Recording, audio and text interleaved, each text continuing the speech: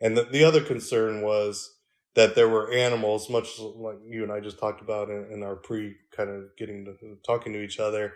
When you dose animals in a pen and you want them to get, 8 milligrams per head per day or whatever it is, there will be some that overeat and there'll be some that undereat. And the hypothesis there was some of the animals were overeating the amount of sapataron that was causing problems. Welcome to MeatsPad, a platform dedicated to sharing breakthrough knowledge that is accessible to the meats industry. On each episode, we will hear from meat specialists and professionals to talk about numerous topics in meat science. This podcast is brought to you by the U.S. Meat Export Federation, the National Provisioner, Ultrasource, the new standard for innovation, IFA, Meat Processing Power. Viscofan is a global leader and innovative partner in the food industry who provides solutions for the casing market. Hello, meat folks. Welcome back to the MeatsPad podcast. Today, I feel honored. I feel very, very happy because today we have with us Dr. Joe Michael Gonzalez, who was the first ever interviewee that we had on the podcast. How are you, Dr. Gonzalez? Good. How are you? It's good to be back, and I was thinking about that today, thinking that I'm going up one on everybody else that's been giving interviews. So hopefully, I can always be the first one and be the first one to 3 and then 4 and stuff like that. So I appreciate you asking me back, I do, and I would tell you, listening back on it, and I do listen to your podcast when I'm working in the lab, and I'm very proud of what you and Phil have done. You have done a great job with this, and I remember you asking me, should I do it? And I'm like, it's COVID. Why not do it? And so I'm happy to see that this is blown up for you and it's one of your passions now. So good job. I appreciate you letting me be number 1 and number 20 now or whatever I am. Yeah, I think this is going to be the 53. I think I'm not sure. Wow. Awesome. But yeah, I think unfortunately today, Dr. Bass cannot join us, but I think it's funny that you mentioned, and I guess we can go off a little bit on the topic that we discussing today.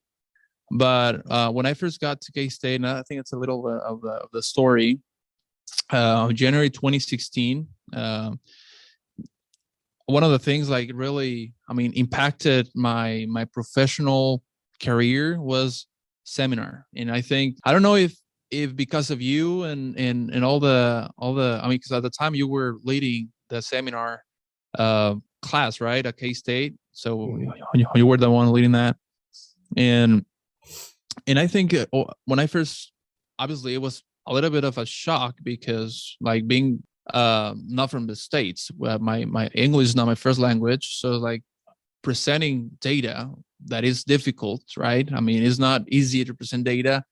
We talk about stats and all that stuff, and then you do it in a different language, yours, and makes it puts a little bit of a challenge to it.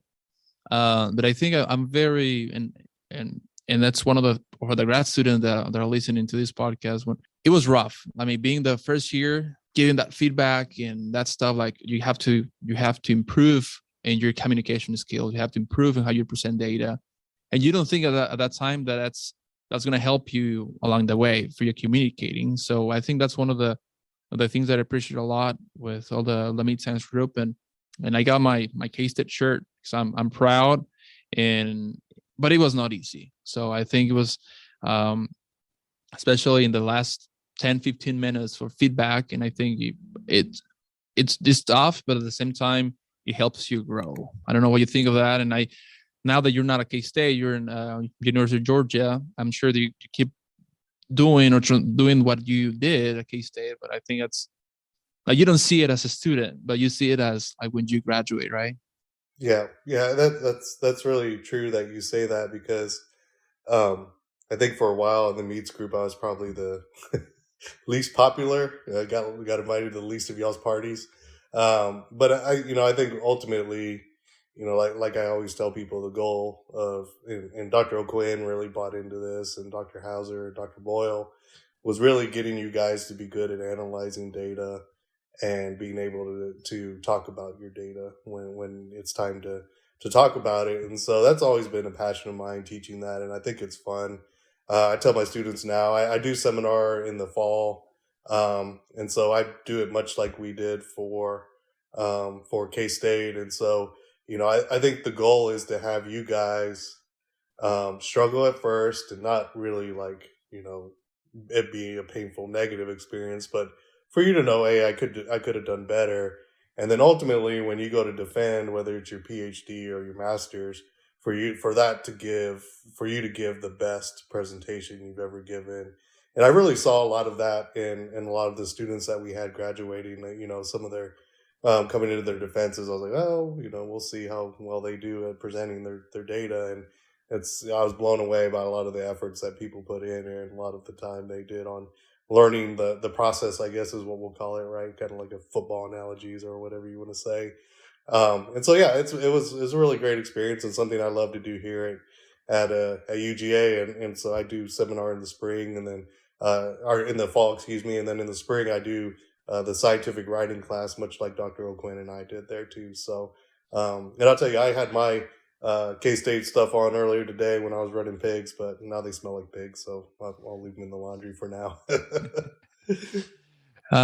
Yeah, and I think just following up on that, and we talk here about beta agonists and some of the impact of beta agonists on meat quality, but generally the importance of using them in beef and pork production. So maybe you can expand on this topic, but we're gonna start from the known to the unknown. What is beta agonist? What does the industry use them for? And I think from there we can start looking at some of the meat quality traits and some of the effects that they have on meat. Yeah, that's a great question, and it's probably something that. So I started at UF in 2005, and one of my first projects that I did was beta agonist. And I'll still remember the last beta agonist project that I did at K-State was right when you came in 2016. And then all of a sudden, and we'll get to this later on, when China dropped the ball and said no more beta agonist, we're not taking those pigs anymore. That kind of totally changed the use of beta agonists in at least the pork industry. And so it's been really kind of hard to really see a lot of to see the progression of beta agonists, because everything kind of just stopped there. At least is what the way the pork industry goes. Now we do still use them in cattle, and so to answer your question, what beta agonists are, they are compounds that we feed during the last, depending on species and dosage rate, but anywhere 28 to 42 days, if you think about cattle, of feeding. And what they actually do is they repartition, and you'll also hear them being called repartitioning agents. And the reason they're called that is because they take nutrients that are supposed to go towards fat deposition. And so if we go and we think back to our growth curve, those of us that took growth class, whether it was good or bad for everybody, but that's another class I used to teach and that I dearly love to teach. But at the end of our growth curve, we're not putting on that much more muscle. But what we are putting on is fat. And granted, that's good if it's intramuscular fat in beef, because of course we get paid on that. And pigs, because they don't get paid on meat quality in that sense. As far as marbling's concerned, they have incentive to feed the beta agonist because it'll take the nutrients for fat deposition and redirect it back to muscle deposition. And so they'll get bigger muscles, bigger muscle fibers, and then these pigs have more lean on them. Same kind of concept for beef. They'll go and they'll feed it to them. It does injure kind of subcutaneous fat deposition and some marbling scores if you have a really aggressive feeding strategy. But for the most part, those producers will really want to feed the beta agonist when there's really like not a big difference in beef cattle for a choice select spread. Let's say they're pretty close to each other. Then that the market is signaling we just want meat and we want lean tissue. And so they'll feed the beta agonist to get more muscle versus the fat deposition and the marbling. And so, they in pigs, it was around 1999 when ractopamine, which is the one that was approved for pigs, it's a beta-1 adrenergic agonist, so it works through the beta-1 receptor. And it was mainly sold by Elanco, and now it skips my mind, but there is a generic version on the market, which I'm sure all the other muscle biologists out there are screaming and saying they know what it is, but it just slips my mind at this point. And then for beef, we did for a certain time have two beta adrenergic agonists. We had sapatoral hydrochloride, which was a beta 2, and then we have ractopamine hydrochloride, which is a beta 1 adrenergic agonist. And so right now, because of some animal welfare concerns or well-being concerns, the zolpadorol is not being sold at this moment. But that leaves us with ractopamine, which the beef producers are still using now. What percentage, I don't really know at this point. It's not as much as it used to be, but there are still beef producers that are using ractopamine at the end of their feeding cycles. Can you elaborate more on that? On why is not sapatoral used? Do you know by chance why is it that the industry is not using it anymore? The sapatoral. So back in it's gonna slip my mind. Back I want to say 2013, I believe. We had a really hot summer, and a couple of the large packers noticed that they were having ambulatory movement problems with cattle that were fed zolpadorol. And one of the major problems that they saw was that hoofs started coming off of the animals. They call it hoof sloughing. And so those animals at that point wouldn't even get up. And as most of us know in the meat industry, an animal has to walk into the abattoir on its own in order to be harvested. And so because of that, they had to euthanize them in the pen. It became a huge animal welfare issue. And so, Merck being the stand-up company that they are, that makes zolpadorol, they voluntarily pulled it off the market so more research could be done.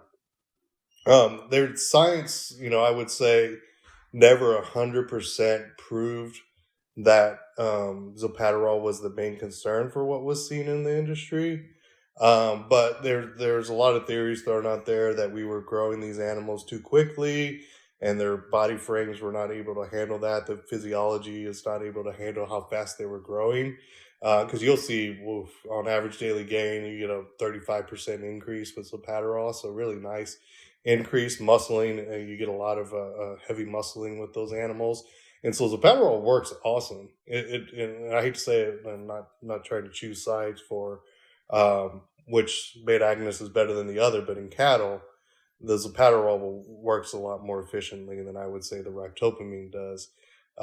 And so they pulled it off for animal welfare concerns.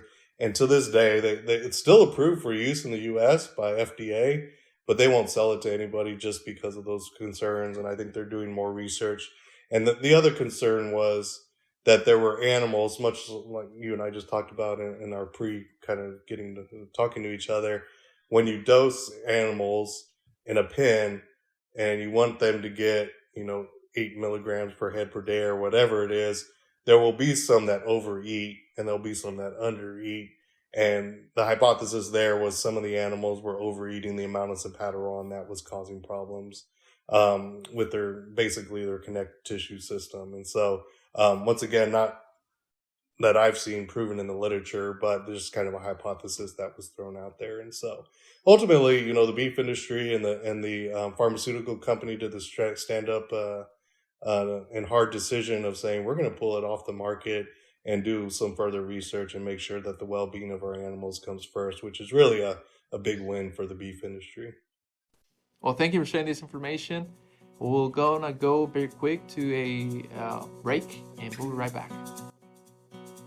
And now during this break, I would like to invite one of my good friends up in Oregon, Rebecca from MPAN, the Niche Meat Processor Assistance Network. How are you, Rebecca? I'm doing good. Thanks, Francisco. Oh, thank you. It was a crazy year last year. A lot of movement and a lot of education that you guys provided last year, and that was successful. And this year, you guys are doing it again with this academy. I think it's good to be back. I'm glad to have you back on the podcast, and you can just tell us more about this academy that you guys putting together in late March, so we can have other folks that are interested in attending, so they can get more information. Yeah, so it's called the Meat Processor Academy. It's a collaboration between NPAN, the American Association of Meat Processors, and a business consulting firm called Kitchen Table Consultants. So we've put together a 6-week virtual short course that's really designed for plants that are small to mid-scale, but want to grow, build their businesses, particularly their financials, their human resources, and operations. So we've really honed in on topics that are critical for growing meat processors and invited some really awesome guest speakers, including, some meat scientists, some really competent, experienced operators. And we're going to touch on 6 different subjects over those 6 weeks. And people can participate from the comfort of their home or their office. And we are enrolling people right now until March 21st, and the first class will be on the 22nd. But if people can't participate in the classes live, they all will be recorded and sent to them the next day. Well, you guys heard it. You guys are interested in understanding more. I mean, this is more based on like as you said, the finance, the economics of, so to make it profitable, right? So this is a good opportunity to have experienced folks that have been on the business for many years, and we get together and visit about how to make the business profitable, basically. Before we kind of wrap it up, I like to get your perspective on what happened last year. From your perspective, I know a lot of new plants started, and we had, I know you can tell us a little bit of the numbers. I know you have them as far as how many head of a day of beef or pork they were killed. I mean, I don't know. I would like to know more from your perspective. I know that we have all the data that you have available from 2021. How was the small and mid size operation for in the meat industry in general? Yeah, I mean, I don't know how many additional head they're processing, but I do know from surveys that they're processing about 15 to 20% more volume than they were pre-pandemic. And it's pretty incredible because most of them were not able to expand their workforce because there's no labor. So a lot of them did that by extending their hours, adding a Saturday shift. And some of them were able to make use of the CARES Act grant fund and some other grant funding to improve their equipment, so they're more efficient now. A lot have invested in like packaging technology to be more efficient there. And yeah, a lot of new plants also came online, which also expanded capacity. And there seems to be no end in sight for startups. We're getting contacted on a daily basis to help people apply for grants and get new facilities open. So it's kind of a heyday right now, and we're just trying to keep up. But I think this course will help, especially those startups as well, really, create viable businesses that hopefully will sustain into the future. What are some of the funds available right now that maybe I start like wanting to look for those? Maybe you could provide some resource for them. Yeah, so the phase 1 USDA Rural Development Meat Processor Expansion grants just came out. They're really designed for late stage projects. So folks who have already done all of their planning and just need that little bit of gap financing to get over the hump to build their new facilities or renovate their existing facilities. And then there'll be a second phase that comes out in the summer. It's unclear what it's going to look like, but it's probably going to be for smaller plants, smaller pots of funding, and cover a larger percentage of the project costs. And then USDA will also release the meat and poultry inspection readiness grants again, which they offered last year for the first time. And that's designed for custom exempt plants who want to go inspected. So whatever upgrades they need to make to their facility or food safety plans, that funding helps them kind of get over the hump there. Perfect. And for folks interested, where can they find this information? Is that the MPAN website or? Definitely go to USDA Rural Development and type in meat processing or meat grants. But NPAN is available for technical assistance for folks who are wanting to apply for these grants. We're putting together a team of consultants that are launching next week with office hours, so folks can book a call with us and pick our brains and just ask questions about how to apply for these grants. We'll be ready and able to take on those inquiries. Yeah. Nice. Well, thank you, Rebecca, for being here, and I'm sure you'll be hearing back from a lot of the processors listening to this podcast. Thank you a lot for joining us today. Thank you.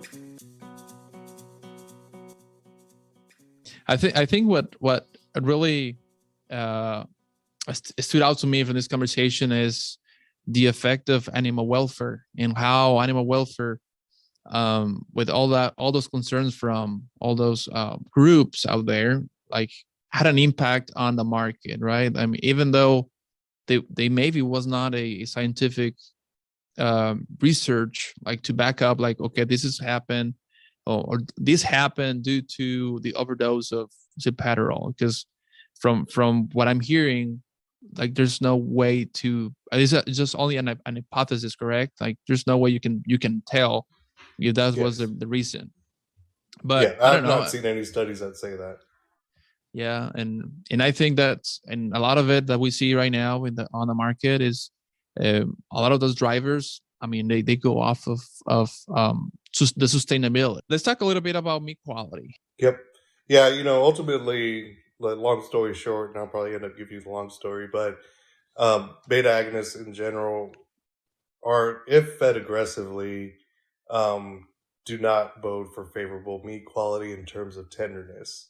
You could also say from the standpoint of juiciness too, and flavor, if you're talking about their ability to repartition nutrients away from fat deposition and to lean production. And so what you end up getting is kind of a very heavy leaned product, and then little fat, so you don't get any of the moisture in there. And so you could end up in some juiciness and flavor type problems in there. I spent the majority of my early career at K-State actually looking at beta agonist and implant strategies in cattle and in pork too, with the swine group at K-State, and looking at the effect on color and palatability in terms of tenderness. And so one of the things I would tell you is the meat becomes tougher for one, I would say well-proven theory or well-proven mechanism, and that would be the way that the beta agonist works. And so what it does is it increases the enzyme that inhibits postmortem proteolysis. So the reason we age everything in a bag or age for a little while and we get a resolution of rigor is because of these enzymes, right? And so we actually increase the enzyme that inhibits those enzymes. Alpistatin? Calpistatin. So that's why you end up getting less calpain activity, and then you don't get any meat tenderization post-mortem, or you get very little, or it's a slower rate.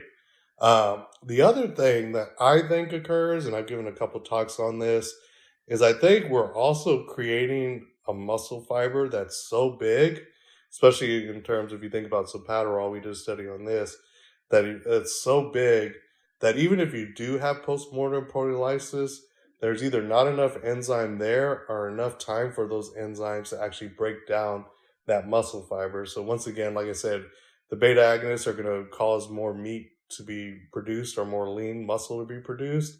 And so the way that they do that is they increase the diameter or the size of the muscle fiber that's present in that animal, the cellular unit, right?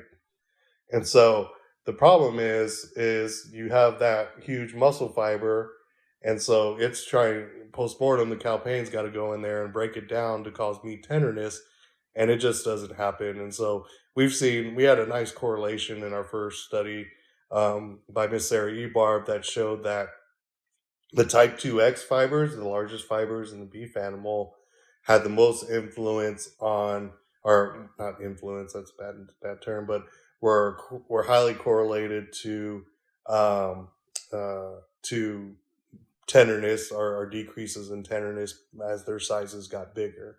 And so really neat study that we ended up having there. And so I would say it's just really hard for those enzymes to break down those really big muscle fibers. And so I've spent a lot of time and we especially at K-State, I think you participated in some of those studies where we looked at the semitendinosis in different areas and muscle fiber size and how that affected tenderness values from more about your shear force standpoint.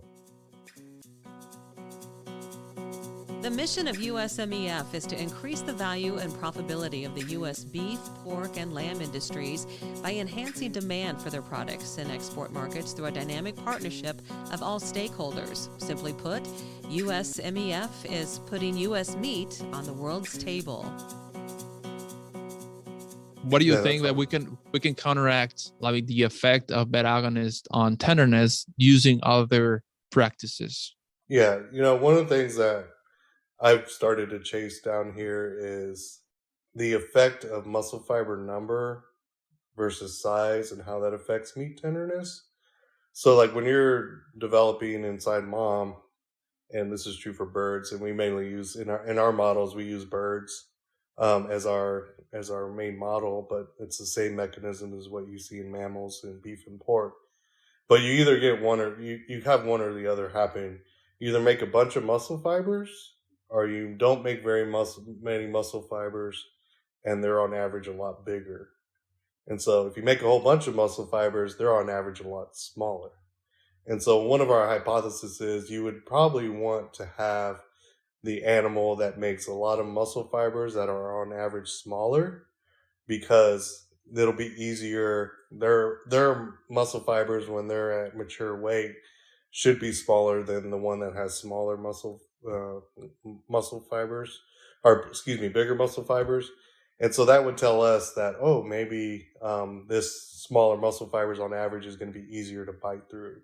It's kind of like, a wheel of cheese or even like a little stick of cheese, right? If I take one of my kids eat this a lot, one of those sticks of cheese, and I'm sure your daughters eat that too, and you split it in half and you bite through it, that's a lot easier than if you kept that little stick of cheese together and then tried to bite through it. And it's double the diameter, right? And so we've been kind of trying to play around with that and see what effect number and size have to do with as far overall meat quality. So let's say if that was found to be true, and you want to use beta agonists, maybe you would say, well, if I know that I have the genetic capacity and my program that I use for gestation and feeding my mamas has the ability to produce more smaller muscle fibers, then maybe it would be advantageous for me to actually feed a beta agonist or use growth promoting implants, because those fibers will get bigger, but they won't get gigantic. Because we've seen some which some of the older scientists would tell you it could be freezing artifact, which I agree with, but also I don't, because when you have freezing artifact on histology, it's a perfectly round fiber. But we'll get just regular shaped muscle fibers in our histology sections, especially pigs, that are 20,000 square microns, which the average is usually around 8,000 to 9,000. So you can get some really big muscle fibers that you see on the pictures. And so yeah, kind of looking at some of that stuff would be interesting in moving down the line. So larger muscle fibers are tougher than small muscle fibers. And then maybe and it is one of the topics that it's very controversial, right? Because honestly, the meat industry, maybe not using zilpaterol, but we're using other beta agonists that somehow may have a similar effect, correct? But we talk about China, for example, they ban some of the beta agonists. Well, ractopamine side, correct? I don't know. Maybe you can tell us, and more going to that topic now. So if that's the case, if the bottom line of beta agonists, they're gonna increase the size of the muscle fibers, why is it that we're using others out there? Or I don't know, maybe the rationale behind China banning some beta agonists. Yeah, I think that's a tough question. And it's an interesting question. Because sometimes I think politics has a little bit to play with it. You know what I mean?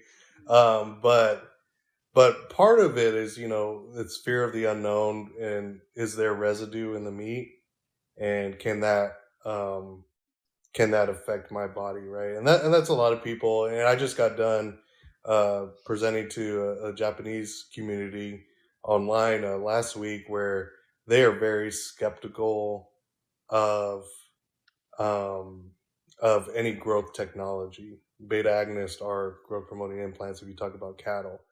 And I told them, I go, part of the reason I think that they're a little bit concerned about this is they're very steeped in tradition. And I got done listening to your Wagyu cattle podcast that you had. I think that was the last one you released, and listening to that gentleman, it's like, yeah, they're very steeped in doing things the old way and keeping the tradition, and not really, it's very hard for them to accept changes in technology, right? And so I think part of China could be politics, but then also it could be fear of the unknown, and they just believe that pigs should not be given a growth technology, and it's unnatural, and that's what they don't want. But it really did, just change the market in the U.S. because, it was what, 2016, 2015 when we were doing our last ractopamine study at K State, and it was like the hammer came down, and they said, we're not taking it anymore. The plants basically told us, we're not taking your pigs if they got any hint of ractopamine in there. And so you need to basically, at K State, what we ended up doing was just removing all ractopamine. Even if we wanted to feed it to beef, we just took it all out of the feed mill, just because you didn't want to have a positive on ractopamine. And so it really changed how people managed feed mills, how they manage their pigs. And so one of the things you got to look at that I find very interesting is a lot of people talk about sustainability, and that's $1 million word, and it means a Yeah. billion different things. But you know, like I told the Japanese last week, I'm like, these technologies improve your sustainability. They Yeah. reduce your footprint. They reduce Yeah. the amount of time to market, the amount of inputs, the amount of water, which is a big thing in the Mhm. U.S., especially where Yeah. you're at right now. The And so conversion, right? yeah, so you get that really great conversion. And so it's like, man, you want to produce things in a sustainable manner, but you also at the same time are going to reject the things that can make you as efficient as possible. And so I'm not trying to sit on one side of the fence, but I sit back and think about it, and I'm like, yeah, if you do want to produce mass quantities amounts of food, and it's already been proven to be healthy and not have residues and not cause problems to the humans down the road that consume it, I'll use them. They're there to be used, and they're 100% safe. And so I did get one gentleman out of the entire crowd of 100 Japanese that said he would eat more American beef because it's Yeah. safe. So 1% I changed. So Yeah, no, but and that was actually my next question on sustainability, right? You are by using this ingredient like beta-agonist, you are getting more weight, you're getting more meat out of the mhm. carcass. It's a little bit frustrating topic to think about in my mind, just because it's like, they want to do that, but they want to also reduce some of the technologies and some of the it's just written where it could not be as efficient as it could be. And so, and there's niche marketers that'll say, environmentally, when I go to Spain, a lot of the producers that we go visit for our study abroad trips talk about being environmentally friendly, and their um, definition of that is their animals are raised outdoors. That's what they mean by that. They're not confined and all that. And it's like, yeah, that's true. But once again, you can never produce as much food as we do right now in our current systems that we have set Yeah, up. And no, so absolutely, if very if you're efficient. gonna yeah, if you're gonna feed this population, you got to buy into that. Now, if that's your thing, and you want to have your thing be like, if you want to eat an animal that was raised outdoors and not given that stuff, that's great. That's I understand that. But that does being raised outdoors and not having growth hormones does not mean that it's more environmentally friendly, at least in my humble opinion. Yeah, and for those meat processors that maybe, and we should have talked about this in the beginning, because they may be wondering what is a beta agonist. Like we do it like we say like that. So, Yeah. what are your thoughts on this misconception for hormones in beef? Yeah, so and this with beta agonists, they're feed additive compounds that you put into the actual feed, so the animal consumes it. You mix it in their total mixed ration, and then they eat it for the last 32 to 42 days. Now, if you talk about growth promoting implants in beef, we're taking little pellets of either estrogenic or androgenic compounds, so estrogen based or testosterone based compounds. Put it in their ear because I don't know anybody that eats ears, but Mhm. implant in their ears, and it slowly releases over time to give them the amount of hormone that they need to boost growth. And so yeah, and ultimately it's funny because we were at the beginning of a proprietary study at K State where they were trying to develop a new compound. And you sit there and being an academic, you're like, oh, I want this done in like 2 years. 5 years is like long for me, I guess, in my mind.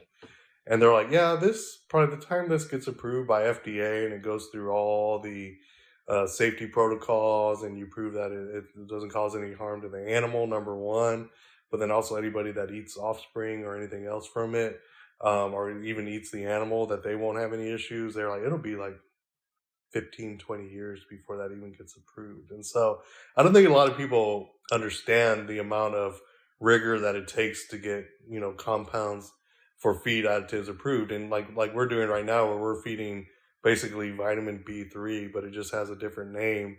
And eventually, if this product takes off, it's going to have to go through that process of 4 years, something Yeah, like that, with to FDA. be approved. Yeah, with FDA, and to be approved as an animal additive, even though it is approved for human consumption right now. And so it's just very interesting. And I don't think a lot of people understand the amount of rigor that goes into that, because it takes a long time. And that's something that I don't think I have the patience for sometimes. Yeah, and but just simply put, I mean, what just maybe the proportion of like in animal production in the United States that uses the the estrogen based ingredient, like you said in the ear, versus the additive. So what's the main difference between the two? Yeah, so I think so. Of course, you got to think about it from species wise. Species wise, I think what I used to hear was close to 90% of all pigs got rectopamine before the China thing hit the fan, and now you can't hardly find anybody that has anything that's fed a beta agonist in pigs. For beef, that's tough. I don't know what the actual percentage is. I would say there's still maybe, a little bit over half that feed beta agonists. I could be totally wrong, so to take that with a grain of salt. But I would say most producers will use, in talking about beef, will use the implants at least once in their animal's life. Because if you think about it, and Dr. Susan Duckett at Clemson has done um, two different studies where that is probably the most efficient technology you can use as far as rate of return on your investment. And depending on what you look at, using one implant can, based on, I think it's 2012 numbers, I want to believe, so it needs to be updated again.